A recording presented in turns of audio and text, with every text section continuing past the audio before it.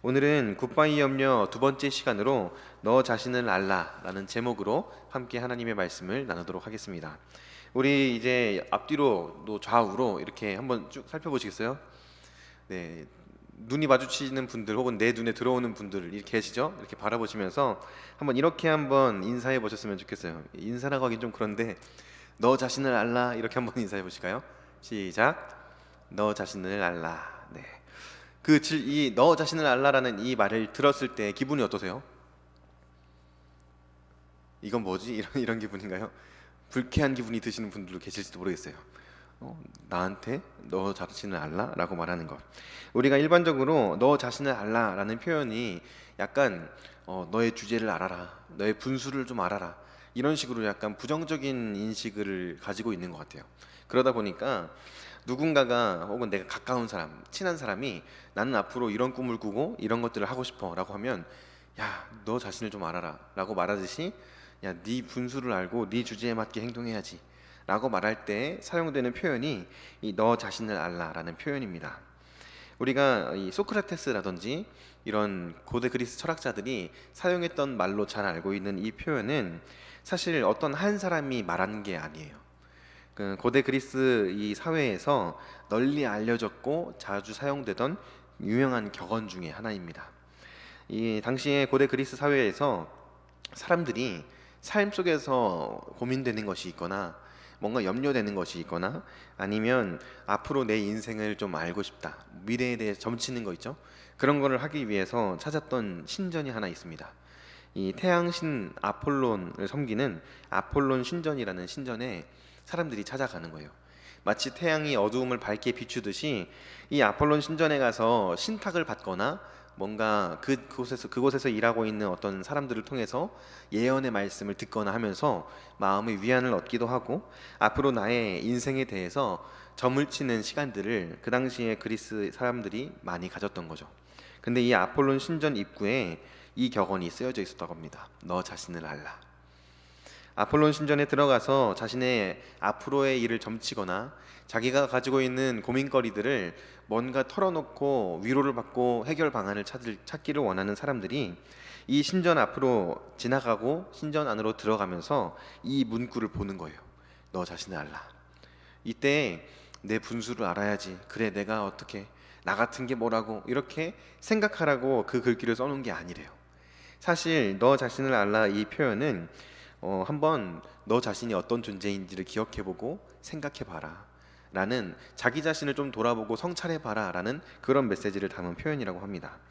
이것을 이제 믿음의 눈으로 바라보고 신앙의 관점으로 조금 다르게 표현을 해보자면, 우리가 영혼을 가진 위대한 존재, 하나님 앞에서 참 존귀한 존재라는 사실을 기억하고 그에 맞게 처신해야 된다 라는 표현으로 바꾸어 생각해 볼 수 있겠어요. 너 자신을 알라라는 이 표현, 당신이 얼마나 존귀한 존재인지, 당신이 얼마나 하나님 안에서 소중한 존재인지를 기억하세요 라는 이런 표현으로 우리는 이해하면 좋을 것 같습니다. 다시 한번 우리 한번 이렇게 좀 인사해 보면 좋을 것 같아요. 서로를 축복하면서 너 자신을 알라. 네, 한번 해볼까요? 시작. 너 자신을 알라. 네. 여러분들이 얼마나 존귀한 존재인지, 여러분들이 하나님 보시기에 얼마나 소중한 존재인지를 항상 기억하는 삶을 살아갔으면 좋겠어요. 그런데 안타깝게도 우리는 그런 삶을 잘 살아가지 못합니다. 이 신앙생활을 오래 해보신 분들도 다 아시겠지만 신앙이 사실 연수라든지 이 내공이라고도 표현하죠. 이런 깊이라든지 이런 것을 떠나서 우리의 인생에는 너무나 많은 염려거리들이 있고 너무나 많은 고민거리들이 있습니다. 살아가다 보면 그런 고민거리에 자꾸 부딪히게 되고, 살아가다 보면 내가 원하지 않아도 내 삶에 찾아오는 염려, 내 삶에 찾아오는 고난, 시련 이런 것들 때문에 좌절하고 낭망할 때가 있다는 거예요. 내가 예상하지 못했고 내가 원한 것이 아님에도 불구하고 내 인생에는 끊이지 않는 고민과 염려, 걱정거리들이 넘쳐난다는 거죠. 그런 인생을 살아가는 우리들, 마치 그런 인생 가운데에서 그냥 염려하는 것이 자연스럽고 고민하고 고통스러워하는 것이 익숙해져 버린 우리들에게 오늘 예수님께서 주시는 이 말씀이 따뜻한 위로의 말씀으로 우리들에게 다가왔으면 좋겠습니다. 예수님께서는 우리가 지난주에 살펴보았듯이 염려하는 것에 대해서 굉장히 경계하시고 염려하는 것에 대해서 단호하게 말씀하시는 것을 볼 수가 있어요. 우리가 오늘 함께 읽은 26절 말씀에 보시면 그렇게 염려하는 사람들에게 예수님께서 가르쳐 주시고 하시는 말씀이 기록되어져 있습니다. 다시 한번 제가 읽어드리면 공중의 새를 보라, 심지도 않고 거두지도 않고 창고에 모아들이지도 아니하되 너희 하늘아버지께서 기르시나니 너희는 이것들보다 더 귀하지 아니하냐라는 말씀이 있어요. 이제 여기서 더 귀하지 아니하냐라는 말씀에 더라는 표현은 제가 붙인 겁니다. 네. 예수님께서 이 말씀을 하시면서 공중을 자유롭게 날아다니는 저 새들, 심지도 않고 창고에 곡식을 쌓아두지도 않고 인생의 어떤 특별한 계획을 가지고 열심히 치열하게 살아가지도 않는 저 새들도 하나님께서 돌보시고 기르시는데 너희는 어떠하겠느냐라고 너희가 어떤 존재인지를 알라고 말씀하시는 거예요. 마치 예수님께서 이 말씀을 통해서 우리들에게 너 자신을 좀 알아라, 너 자신이 어떠한 존재인지를 기억해라 라고 말씀하고 계시는 것 같습니다. 오늘은 이 말씀을 우리가 함께 살펴보면서 하나님에 대해서, 그리고 우리가 어떻게 염려하는 삶을 떨쳐낼 수 있는가에 대해서 생각해 보기를 원합니다. 26절 말씀에 보면 공중의 새를 보라 라고 말씀하세요. 여기서 보다 라는 표현은 새가 날아갈 때 그냥 이렇게 쳐다봐라 이런 의미가 아니에요. 그냥 쓱 보고 날아가는구나 이렇게 생각하고 넘어가라 이게 아니라 저 새들을 보고 그 새들이 날아가는 모습을 자세히 관찰하라는 거예요. 그리고 그 새들을 바라보면서 진지하게 사색해보고 자신의 인생을 돌아보라 라는 그런 의미로 사용된 단어가 보라 라는 단어입니다. 예수님께서는 새들을 보면서 너희들의 의미, 너희 인생의 의미, 너희 자신의 존재에 대한 의미를 생각해보라고 말씀하고 계시는 거예요. 그리고 그 새들을 바라보면서 너희들이 얼마나 존귀한 존재인지를 깨달아라 라고 말씀하고 계시는 겁니다. 이 예수님의 말씀 가운데 예수님께서 우리가 깨닫기 원하시는 것, 예수님께서 우리에게 말씀하고 계시는 그 하나님이 어떠한 분이신가에 대해서 함께 나누기를 원합니다. 첫 번째로는 하나님 아버지가 어떤 분이신가에 대해 살펴볼 때 우리를 돌보시는 하나님 아버지에 대해서 살펴보기를 원합니다. 하나님이 나의 아버지 되신다라는 말씀, 이 말씀을 우리가 기억할 때, 그리고 나의 아버지가 하늘 아버지시다, 하나님이시다라는 이 표현이 여러분들에게는 어떻게 다가오세요? 우리 김희진 장로님 앞에 계셔가지고 하나님이 나의 아버지 되신다, 이 말씀이 어떻게 다가오세요, 장로님?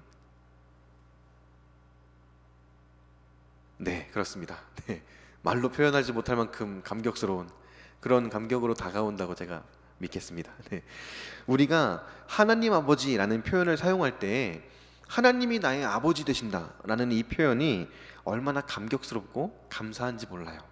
그런데 단순히 하나님이 우리를 창조하셨기 때문에 우리의 아버지 되신다라고 생각하고 감격하는 분들은 없을 겁니다. 하나님께서 세상을 만드셨고 인간을 창조하셨고 우리를 이 땅에 태어나게 하셨다, 그 사실만으로 감사하고 감격하는 분들도 계시겠지만 그 감사와 감격이 말 못할 만큼의 벅찬 감사와 감격은 아닐 거라는 말이죠. 우리가 나의 아버지가 하나님이시다 라는 이 사실이 감사와 진짜 가슴 벅찬 감격으로 다가오는 이유는 단순히 하나님이 우리를 창조하셨기 때문이 아니라 하나님께서 사랑하시는 자기 아들을 이 땅에 보내시고 죽이시기까지 우리를 사랑하셨다는 사실, 우리를 구원하셔서 우리를 예수 그리스도의 십자가의 보혈로 덮어주시고 하나님의 자녀로 삼아주셨다는 사실, 그렇기에 하나님이 우리의 아버지 되신다는 그 고백이 우리에게 있어서 가슴 떨리도록 벅차고 감사하고 감격스러운 고백이 된다는 거죠. 우리 모두가 이 사실을 기억해야 됩니다. 어느새 우리의 마음 가운데에 하나님이 아버지 되신다라는 이 표현을 들을 때조차도 감사하지 못하고 감격하지 못하는 어떤 딱딱하게 굳어져 버린 마음의 상태가 되어져 있다면 우리가 이 마음을 회복해야 돼요. 이 하나님에 대한 그 마음, 하나님의 아버지 되심에 대한 그 감격함을 온전하게 회복해야 된다는 겁니다. 그 하나님의 은혜, 그 하나님의 사랑을 우리는 잊지 말고 기억해야 돼요. 제임스 패커라는 이 목사님이 하나님을 아는 지식이라는 책에서 이렇게 표현을 했습니다. 한 사람이 기독교 신앙을 얼마나 잘 이해하고 있는지를 판단하려면 자신이 하나님의 자녀이며 또 하나님이 자신의 아버지 되신다는 사실을 얼마나 중요하게 여기는지를 보면 된다라고 이야기를 했어요. 내가 하나님의 자녀라는 사실, 그리고 하나님이 나의 아버지 되신다는 이 사실을 어떻게 여기고 있는가, 어떻게 생각하고 있는가를 보면 이 사람이 진짜 건강한 신앙생활을 하고 있는지, 진짜 바른 믿음을 가지고 있는지를 판단할 수 있다는 겁니다. 여러분은 어떻습니까? 내가 하나님의 자녀라는 사실, 하나님이 나의 아버지 되신다는 사실을 어떻게 받아들이고 어떻게 마음속에 품고 살아가고 계십니까? 바라기는 우리 모든 성도님들께서 나는 하나님의 자녀다, 하나님은 나의 아버지 되신다, 이 사실을 분명하게 믿고 그 사실에 감격할 수 있는 순수한 믿음을 회복하실 수 있기를 바랍니다. 그렇게 하나님의 은혜를 누리며 살아가는 자들과 그렇지 못한 자들의 인생에는 엄청난 차이가 벌어지게 된다는 사실이에요. 특별히 오늘 우리가 말씀을 나누고 있는 이 염려라는 주제 앞에서 이 사실이 굉장히 중요하다는 거예요. 염려가 우리의 삶 가운데 찾아올 때 내가 하나님의 자녀라는 사실과 하나님이 나를 사랑하시는 나의 아버지 되신다는 사실을 내가 가볍게 여기고 있잖아요. 그러면 나의 인생에 어려움이 찾아오고 염려가 찾아올 때 하나님을 바라보기보다 그것에 나의 시선을 빼앗기고 그것에 묶여서 살아갈 수밖에 없다는 겁니다. 우리가 하나님과의 관계를 생각해 볼 때 내가 하나님과 친밀하게 교제하고 있는가, 내가 매일매일 하나님과 친밀한 교제 안에서 살아가고 있는가, 이것이 우리의 삶의 매 순간 찾아오는 염려, 매 순간 찾아오는 고난에 어떻게 반응할 수 있는가를 판가름할 수 있다는 거예요. 우리는 하나님과 친밀한 관계를 날마다 유지하는 자들, 하나님과 친밀하게 교제하면서 하나님 안에서 하나님이 주시는 그 은혜를 마음껏 누리는 매일매일을 살아가야만 합니다. 아버지와 자녀의 관계가 친밀하듯이 우리와 하나님의 관계가 친밀해야 된다는 거예요. 제가 잘 알고 있는 선교사님이 한 분 계세요. 지금은 이 파키스탄이라는 나라에서 선교를 하고 계시는데 이제 그곳에는 오래 있을 수 없기 때문에 자주 이렇게 들어오셨다가 다시 나가시고 뭐 이런 일생을 계속해서 살아가고 계시는데, 제가 이제 청소년 청년기를 보낼 때 저희 교회 부목사님으로 이 선교사님이 계셨어요. 근데 이 선교사님이 계실 때 이 당시에는 목사님이었거든요. 이 목사님 그리고 다른 부목사님들이 한 세 분 정도 계셨는데 목사님들의 자녀들이 다 세 명, 세 명, 세 명, 두 명 이렇게 있었어요. 그러니까 아이들이 교회에 오면 다 연령대도 비슷해가지고 교회 로비에서 애들이 노는 소리가 그 당시 1층에 사무실이 있었거든요. 교육자 사무실이 있었는데 이 1층에서 그 로비에서 애들이 노는 소리가 다 들리는 거예요. 막 소리 지르면서 뛰어다니는 소리, 막 같이 장난치면서 가끔은 다투기도 하고 싸우는 소리, 이런 게 다 들려요. 그런데 그런 상황 가운데서 제가 이 목사님을 보면서 야, 참 아이들하고 가깝게 친밀하게 이렇게 관계를 맺고 계시는구나, 그리고 이 아이들을 정말 사랑하시는구나 라고 느꼈던 한 사건이 있었어요. 어떤 사건이었냐면 그날도 아이들이 교회 로비에서 막 놀고 있었어요. 놀고 있는데 아이들끼리 다툼이 일어난 거예요. 그러면서 막 부딪히고 뭐 넘어지기도 하고 어린 아이들끼리 막 이렇게 장난치다가 넌 하지 마 이렇게 하면서 막 뺏기도 하고 이러다가 어떤 아이가 울음을 터뜨리는 거예요. 막 울고 있는데 저는 이제 잘 모르잖아요. 그냥 또래도 비슷하고 어린 아이들이니까 우는 소리를 들으면 얘가 남자애인가 여자애인가 그 정도는 판단할 수 있겠는데 얘가 누구구나 이거를 제가 다 알 수가 없단 말이죠. 그런데 이 목사님이 딱 거기 사무실에 앉아가지고 타이핑을 막 치시면서 탁탁탁탁 치고 계시다가 아기가 우는 소리가 딱 들리니까 우리 뭐 첫째가 우네 이러면서 딱 그 우는 소리만 듣고 누가 우는지를 딱 알아맞히시는 거예요.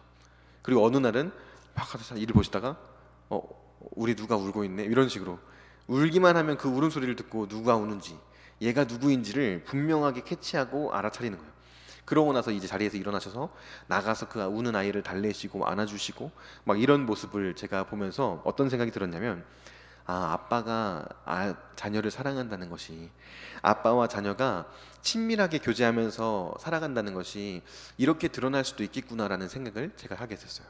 만약에 아빠가 아이와 관계를 잘 맺지 않고 친하지 않고 뭔가 막 바쁘게 살아가다 보니까 아이하고 시간을 많이 보내지 못했다면 이 아이가 우는 소리만 듣고 알아차릴 수 있었을까라고 제가 생각을 해보면 쉽지는 않았을 것 같다는 생각이 들어요. 왜냐하면 그 당시에 있었던 어떤 목사님은 이제 우는 소리를 듣고 누군지 정확하게 맞추지는 못하셨거든요.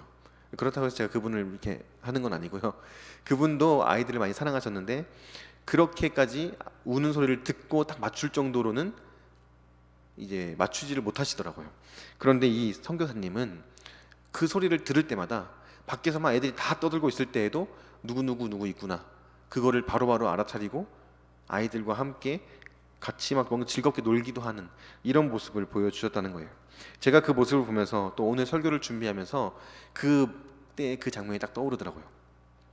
아버지와 아들, 아버지와 자녀가 친밀한 관계 속에 있을 때, 그리고 정말 함께하는 그 시간을 매일매일 누릴 때에 이렇게까지 서로를 인식할 수 있겠구나, 이렇게까지 서로를 신경 쓰면서 매 순간 서로를 의지하면서 이렇게 살아갈 수도 있겠구나라는 생각이 들면서 하나님과 우리가 친밀한 관계 속에 있다면 우리도 그런 하나님의 사랑을 온전히 누리면서 살아갈 수 있겠구나라는 생각이 번뜩 딱 들더라고요. 우리를 사랑하시는 그 하나님의 사랑, 우리를 주목하여 바라보시고 우리의 신음하는 소리에 귀 기울이시는 그 하나님을 온전히 신뢰함으로 그 하나님과 친밀하게 교제하는 삶을 살아낼 수 있는 저와 여러분들이 되었으면 좋겠습니다. 두 번째로 우리가 이 말씀을 통해서 생각해 볼 수 있는 하나님은 우리를 귀하게 여기시는 하나님이세요. 공중에 나는 새와 나 비교했을 때 누가 더 소중한 존재입니까? 공중에 날아다니는 저 새들과 나를 비교했을 때 누가 더 존귀한 자입니까? 답은 정해져 있고 너무나 분명하죠. 내가 존귀한 자예요. 내가 소중한 자예요. 비교할 수 없어요. 그건 내가 나 자신을 사랑하기 때문만이 아닙니다. 나라는 존재가 어떠한 존재인지를 생각해 보면 감히 비교할 수 없을 만큼 그 날아다니는 새와 나 둘 중에 주저하지 않고 내가 존귀한 존재입니다, 당신이 존귀한 존재입니다 라고 우리는 말할 수 있다는 거죠. 우리는 존귀한 존재입니다. 김남준 목사님은 이 존귀하다라는 표현을 이렇게 사용하시면서 어떻게 표현하셨냐면 존귀함을 넘어서 존엄하기까지 한 존재들이 우리라고 표현하셨어요. 그 이유가 무엇일까요? 공중에 나는 새들 그리고 우리들 똑같이 생명을 소유하고 있고 똑같이 하나님께서 만드신 피조물들인데 왜 우리는 더 존귀하고 더 존엄하고 더 소중한 존재라고 말할 수 있는 걸까요?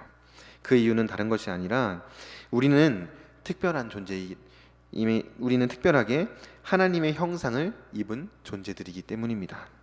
창세기 1장 27절 말씀에는 이렇게 기록되어져 있습니다. 하나님이 자기 형상 곧 하나님의 형상대로 사람을 창조하시되 남자와 여자를 창조하시고 라고 성경은 이야기합니다. 하나님의 형상을 입은 우리는 하나님과 친밀하게 교제할 수 있고 하나님과 특별한 관계 속에서 살아갈 수 있는 유일한 피조물이라는 사실이에요. 성경은 그것을 분명히 밝히고 있습니다. 이 세상의 어떤 피조물들도 하나님의 형상을 입은 존재는 없어요. 인간인 우리들을 제외하고 우리만이 유일하게 하나님의 형상을 입은 존재로 창조되었고 하나님과 친밀하게 교제할 수 있는 존재로 창조되었다고 성경이 이야기합니다. 두 번째로 우리가 존귀한 이유는 그리스도의 피값으로 구속받은 존재이기 때문이에요. 우리는 예수 그리스도의 피값으로 구원받은 자들입니다. 예수 그리스도의 피로 값주고 사신 자들이 우리들이에요. 여기에 있는 모든 성도님들께서는 그 사실을 분명히 기억하셔야 됩니다. 갈라디아서 1장 4절 말씀에는 그리스도께서 하나님 곧 우리 아버지의 뜻을 따라 이 악한 세대에서 우리를 건지시려고 우리 죄를 대속하기 위하여 자기 몸을 주셨으니 라고 이야기하고 있습니다. 그리스도께서는 하나님이시면서도 사람의 몸을 입고 이 땅에 오셨어요. 그리고 우리를 너무나 사랑하셔서 하나님께서 친히 사람이 되셔서 우리를 위해서 자기의 생명을 버리셨어요. 그것이 성경에서 이야기하고 있는 복음이죠. 그렇게 예수 그리스도의 피로 값주고 사신 우리들은 예수 그리스도의 피의 값만큼이나 귀한 존재, 존귀한 존재라는 거예요. 그렇기에 우리를 예수님께서 이렇게 말씀하시는 거예요. 야, 저 새들을 봐라. 저 새들도 하나님이 이렇게까지 아끼고 돌보시고 기르시는데 너희들은 오죽하겠냐. 하물며 너희들일까 보냐. 너희들은 얼마나 귀하게 여기시겠느냐. 너희를 얼마나 하나님께서 사랑하시고 어떤 마음으로 너희들을 돌보시겠느냐 라고 말씀하고 계시는 거예요. 그런데 그런 우리들이 염려함으로 우리의 마음을 상하게 하고 염려함으로 하나님의 마음을 상하게 하는 것은 내가 얼마나 존귀한 존재인지 잘 모르기 때문이에요. 내가 얼마나 존귀한 존재인지 잊어버리고 살아가기 때문이에요. 내가 얼마나 존귀한 존재인지, 그리고 나를 존귀하다고 말씀하시는 하나님이 어떤 분이신지를 분명히 안다면 우리는 염려함으로 우리의 인생을 낭비하지는 않을 겁니다. 염려라는 죄를 지으면서 하나님 앞에서 죄를 범하는 실수를 범하지 않을 거라는 거예요. 저와 여러분들이 이 분명한 진리의 말씀을 마음에 새기고 내가 어떤 존재인지, 내가 얼마나 존귀한 존재인지, 하나님께서는 어떠한 분이신지를 분명히 인식하고 매일매일을 살아갈 수 있게 되기를 주님의 이름으로 축복합니다. 그렇다면 여기에서 우리가 한 가지 생각해 보아야 할 것이 있습니다. 그것이 무엇이냐면, 그렇다면 우리는 어떻게 우리의 삶 가운데 매 순간 찾아오는 염려와 매 순간 찾아오는 고민과 매 순간 찾아오는 그 고통스러운 문제들을 내려놓을 수 있을까요? 내가 하나님의 자녀라는 사실을 알고 하나님이 나를 얼마나 사랑하시는지 알아요. 그리고 그것을 계속해서 생각하면서 살아가요. 그렇기에 그것을 힘입어서 우리는 매일매일 하나님의 은혜 가운데 살아갈 수 있습니다. 그럼에도 불구하고 매 순간 우리의 삶 가운데 찾아오는 염려와 문제거리들이 있어요. 그 문제들을 어떻게 하면 내가 내려놓을 수 있을 것인가? 어떻게 하면 그 문제들을 내가 치워버릴 수 있을 것인가? 성경에서 이야기하고 있는 비결은 다른 것이 아니라 오직 믿음으로 그렇게 할 수 있다는 겁니다. 믿음이 그 유일한 방법입니다. 구체적으로 어떠한 믿음인가를 오늘 우리가 생각해 보기로 하네요.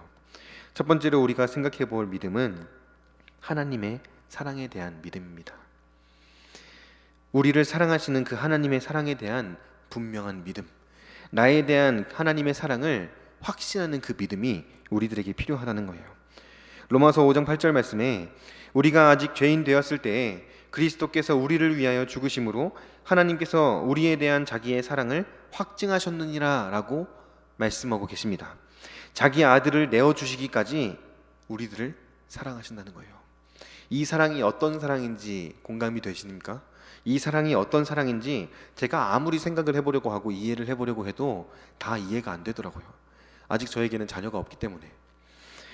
최근에 가족들끼리 이런저런 얘기를 하다가 한 질문을 서로 나누게 됐었어요. 어떤 질문이었냐면 예를 들어서 이제 저희 처형에게 조카가 이제 올해 5살, 4살 이렇게 됐거든요.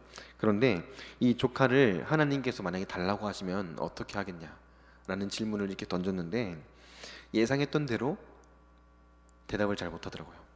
하나님을 정말 사랑하고 하나님에 대한 분명한 믿음과 확신을 가지고 살아가는 처형이 아들, 사랑하는 자녀를 하나님께서 데려가신다고 했을 때 어떻게 반응해야 될까라는 그 질문 앞에서 곧바로 대답을 하지 못하는 모습을 보면서 자녀에 대한 부모의 사랑, 자녀에 대한 부모의 마음이 어떠할까를 조금 간접적으로는 느껴볼 수가 있었어요.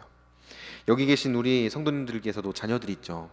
하나님께서 만약에 어느 날 그 자녀를 데려가신다고 하시면 나의 믿음을 시험하기 위해서 그 자녀를 내놓으실 것을 요구하신다면 우리는 어떻게 반응할 수 있을까요? 아들을 사랑하고 딸을 사랑하는, 자녀를 사랑하는 부모라면 하나님의 그런 말씀 앞에서 아브라함이 그랬던 것처럼 네 하나님, 제가 저희 아들을, 저희 자녀를, 저의 딸을 하나님께 그냥 드리겠습니다 라고 주저함 없이 말할 수 있을까요? 우리 지복승 원사님 아들이 둘이 있죠? 하나님이 어느 날 갑자기 장남을 데려가신다고 하면서 나에게 줄 수 있겠니? 라고 물으시면 어떻게 대답하시겠어요? 안 돼요 하나님 이렇게 하실까요? 엄마의 마음이라면 당연히 그러겠죠. 안 돼요 하나님, 어쩌면 차라리 저를 데려가세요, 차라리 제 생명을 걷어가세요 라고 말할 수 있을지언정 자녀를 데려가세요. 그래요. 내 아들 아낌없이 드리겠습니다. 라고 고백할 수 있는 부모는 이 자리에 없을 거예요. 그런데 하나님은 유일한 독생자이신 예수 그리스도를, 자기 아들을 우리를 위해서 아낌없이 내어주셨다는 거예요. 그 사랑이 얼마나 큰 사랑이겠습니까? 그 사랑이 얼마나 놀라운 사랑이겠습니까?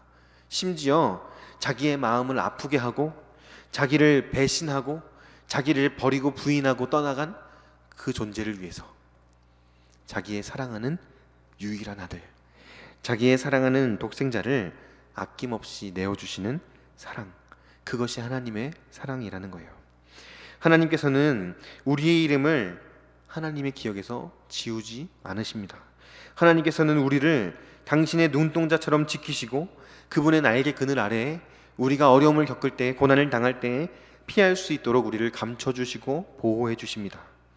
그리고 그리스도께서는 우리를 구하기 위해서 하늘의 영광을 다 버리고 이 땅에 오셨고 자기의 생명을 내어주시는 죽으심으로 우리의 생명을 구원해 주셨다는 거예요. 그게 우리를 향하신, 이 자리에 계신 성도님들을 향하신 하나님의 사랑이라는 겁니다. 그렇게 크신 하나님의 사랑을 다 표현할 수 없고 다 이해할 수 없고 감히 가늠할 수 없는 그 하나님의 사랑을 여러분 믿으십니까? 그 하나님의 사랑이 나에게 주어졌다는 사실을, 그 하나님의 사랑이 우리들에게 부어졌다는 사실을 믿을 때 우리는 우리의 인생 가운데 어떠한 고난이 찾아온다고 할지라도, 어떠한 염려거리가 내 머릿속을 헤집어 놓는다고 할지라도 그 하나님의 사랑에 대한 분명한 확신을 가지고 살아갈 때 하나님 안에서 온전한 자유함을 누릴 수 있게 될 것입니다. 하나님 안에서 그 염려를 십자가 앞에 다 내려놓을 수 있는 은혜를 경험할 수 있게 될 겁니다. 그러한 인생을 우리 모두가 살아가기를 원합니다. 하나님의 사랑을 믿는 사람은 염려하지 않습니다. 하나님의 사랑을 온전히 확신하고 신뢰하는 사람은 고난과 고통이 찾아온다고 할지라도 그 가운데에서 신음하고 그 가운데에서 좌절하고 낭망하지 않습니다. 비록 현실은 마치 파도에서 파도가 치는 것처럼 요동치지만 마음 가운데에서는 평화를 누리고 마음 가운데에서는 하나님이 주시는 평강을 누리면서 살아간다는 거예요. 그래서 예수를 믿는 자들을 주변에서 바라볼 때 넌 어떻게 그럴 수 있니? 너는 그런 일을 겪고도 어떻게 그렇게 말할 수가 있어? 너는 네 인생에 그런 어려움을 겪고도 어떻게 하나님의 선하심을 네 입술로 고백하고 찬양할 수가 있어? 라고 이야기하는 것처럼 세상이 다 이해할 수 없는 평안과 세상이 다 이해할 수 없는 기쁨을 누리면서 살아간다는 겁니다. 왜냐하면 하나님 앞에서 내가 얼마나 소중한 존재인지, 하나님이 나를 어떻게 바라보시는지를 분명히 알기 때문이에요. 내가 얼마나 존귀한 존재인지를 알기 때문에 내 인생이 내 뜻대로 되지 않아도, 내 인생이 내가 원하는 대로 흘러가지 않아도 불안해하지 않고 하나님의 선하심을 신뢰하며 나아간다는 겁니다. 하나님의 사랑 안에서 내 인생에 펼쳐지는 모든 일들이, 모든 고난도, 모든 역경도, 모든 기쁜 일들도, 이 모든 것들이 합력하여서 선을 이룰 것을 굳게 신뢰하기 때문이에요. 그렇기에 우리는 그 하나님의 사랑을 분명히 확신하고 믿음으로 붙들어야 된다는 거예요. 그때 염려는 우리의 인생에 아무런 장애물이 되지 않을 것입니다. 그 믿음이 우리 안에 있는지를 우리는 점검하는 삶을 살아가야 돼요. 기도의 사람이라고 우리가 잘 알고 있는 조지 뮬러 목사님이 계시죠. 그분이 믿음과 염려를 이렇게 표현하셨어요. 믿음의 시작은 염려의 끝이다. 염려의 시작은 믿음의 끝이다. 믿음이 시작되면, 하나님의 사랑에 대한 분명한 믿음, 분명한 확신이 우리 가운데에서 시작되면 우리의 삶의 염려는 다 끝이 난다는 겁니다. 그런데 우리의 삶에 염려가 찾아올 때 내 안에 그런 확신, 그런 믿음이 없으면 우리의 믿음이 흔들릴 수도 있다. 아니, 우리의 믿음이 흔들린다 라고 이렇게 이야기하고 있는 겁니다. 그렇기에 우리는 염려를 우리의 믿음으로 묶어버리고 우리 안에서 역사하시는 성령님의 매일매일 새롭게 하시는 놀라운 은혜와 역사를 경험할 수 있어야 한다는 거예요. 바라기는 매일매일 여전히 우리의 삶 가운데 어려움이 찾아오는 것을 경험하는 우리 모든 성도님들께서 그 믿음 가지고, 하나님에 대한 그 확신 가지고, 내가 어떠한 존재인지를 분명히 인식하는 그 인식을 가지고 매일매일 하나님과 동행하는 인생을 살아갈 수 있기를 주님의 이름으로 축복합니다. 요한일서 3장 1절에 보면 하나님이 우리들에게 이렇게 말씀하세요. 보라, 아버지께서 어떠한 사랑을 우리에게 베푸사 하나님의 자녀라 일컬음을 받게 하셨는가. 우리가 그러하도다. 그러므로 세상이 우리를 알지 못함은 그를 알지 못함이라 라고 이야기합니다. 앞부분에 보면 보라, 보라, 생각해 보라는 거예요. 사색하라는 거예요. 진지하게 하나님의 사랑을 생각해 보라는 거예요. 아버지께서 어떠한 사랑을 우리에게 베풀어 주셨는가, 하나님의 자녀라고 우리가 어떻게 일컬음을 받게 되었는가를 생각해 보라는 겁니다. 그리고 우리는 과연 그러한 존재라는 사실을 기억하라고 성경이 이야기하고 있어요. 오늘 우리들에게 주신 하나님의 말씀이 이와 같습니다. 너 자신을 알라. 네가 어떠한 존재인지를 알라. 네가 얼마나 존귀하고 존엄한 존재인지를 알아라. 그리고 너를 그렇게 바라보는 나, 하나님이 어떠한 분이신지를 알아라. 그 하나님의 말씀이 이 시간 말씀 앞에 선 우리들에게 따뜻한 위로의 말씀이 되어지기를, 그리고 우리의 마음에 그래 내가 하나님 붙들어야지, 그래 내가 하나님 더 의지해야지, 하나님의 말씀을 더 가까이 하면서 하나님의 그 사랑을 잊지 말아야지 라고 결단하게 되는 복된 시간 만들어가고 복된 시간 누릴 수 있게 되기를 주님의 이름으로 축복합니다.